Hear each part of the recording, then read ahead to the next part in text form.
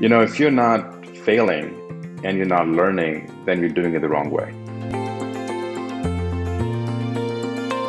33-year-old Ajay Yadav moved to the US at age 17 and began building websites for other people before going on to found Roomi, an app that aims to help people safely rent rooms and find roommates in 2015. Roomi has since grown to encompass 3 million users in 27 countries.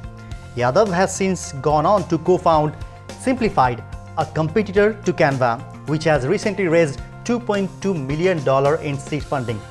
The path to entrepreneurial success, however, typically doesn't happen in a straight line. So Ajay, it's hard to see you and not think Roomi or Simplified, but neither was your first venture. Tell me about your first website. I think it's a version of Craigslist, right? If I'm not mistaken, and how it led you onto the path you are on now. My real venture, I think, was a website that was similar to Craigslist.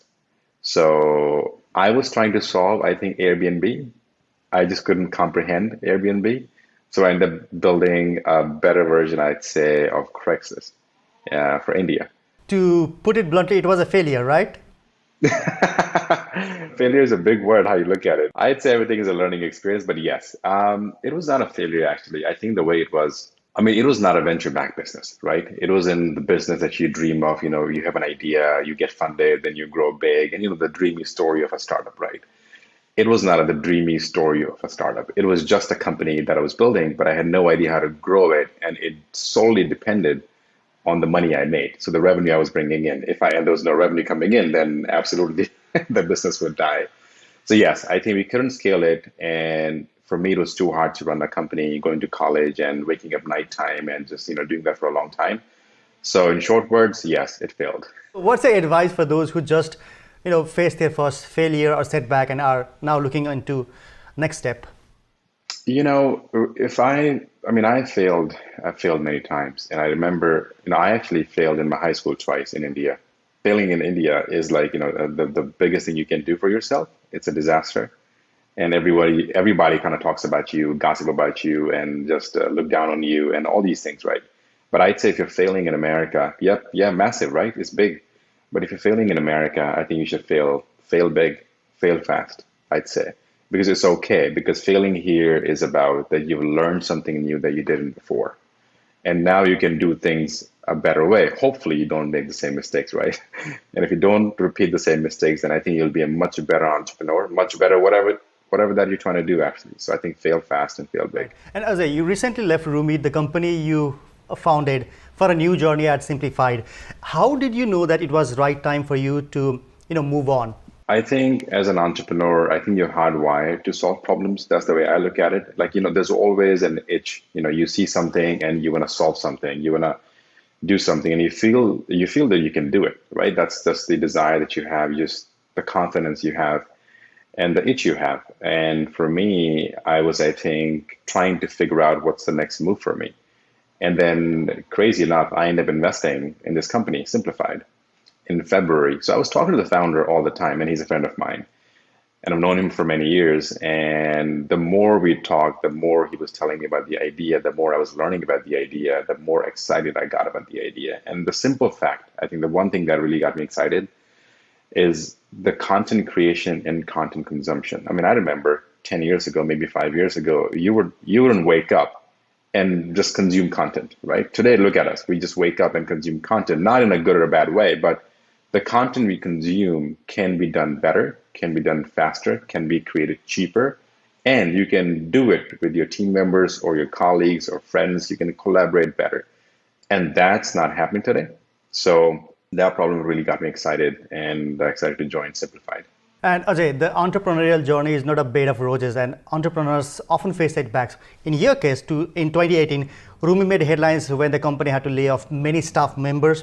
Furthermore, the company was even accused of overspending and nepotism. In retrospect, how do you see that time, and what did those difficult times teach you? There's so many things. I think you can do better, right?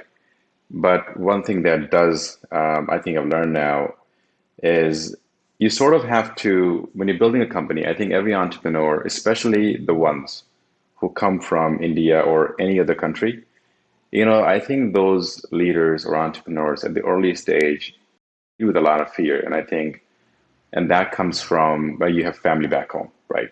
And you have all this sort of history that you've left behind, right? So you maybe have taken a loan to come to the country. Maybe you are responsible for your family, or as a society, and especially in those countries, especially in India, where you kind of feel like you got to prove yourself, right? You got to be better than the other kid. You just got to have to perform better than the everyone else that you know. And I think that sort of extreme pressure can lead you to just do things with a lot of fear, and that you shouldn't. You should make decisions with just a lot of empathy, with a lot of confidence. I think with a lot of sort of optimism that you can, so that hey, this thing's gonna work out, but I have to focus on myself and the things I'm building and with the people I'm building, instead of just being scared to lose it all. Right? You might fail completely. You might fail big.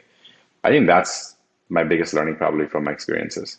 And Ajay, while it doesn't seem like you're going anytime soon, so I do want to get into your advice for the next great entrepreneurs. Like many known entrepreneurs, you dropped out of college and worked full-time on Roomi. Do you think university education is so outdated that people are choosing to drop out, or dropping out of college sounds sexy for entrepreneurs? So I am biased. Don't take my advice. I don't think that the college education provides you what you need to be an entrepreneur and build things and solve problems. I do think if you kind of move in a direction of like acquiring skills, imagine you want to learn how to draw, or maybe you want to learn how to code, or you want to learn how to design, right? Anything that has to do with a skill, I'd say you focus on getting those credentials to learn the skill, rather than going to a college for 4 years and not realizing that you just wasted your time and money. And you're just stuck there, and then you're looking for the next job. And I think even today, if you go to college with no experience, you're going to have a hard time getting a job. But imagine if you had experience in building stuff and helping people, even internship, and just for free, man, even whatever you do to acquire skills that can actually build real things, I'd say you do that so you can build better. And Ajay, in your recent blog, you mentioned pitching Roomi to nearly 300 investors, and you said, I quote, "And here I was, a little brown kid, solo founder with no fancy school or background, asking for hundreds of thousands, sometimes millions of dollars. Let's just say it wasn't easy. But I took all the no's and kept moving." How do you move past those kind of barriers? It was very difficult because I didn't have, right, if you look at my credentials, just like an immigrant, of course, a brown kid.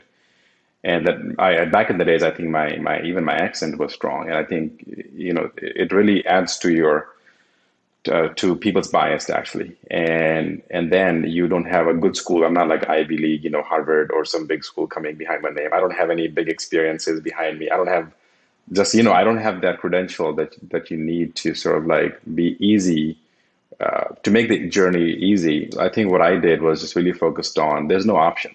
I can't go back. I'm not going to move back to my home. I'm not going to go and do just a job or something else. I love building stuff. So I think when you kind of remove sometimes an option from your life, like there's no fallback plan and you only have one plan, then you have to only keep moving.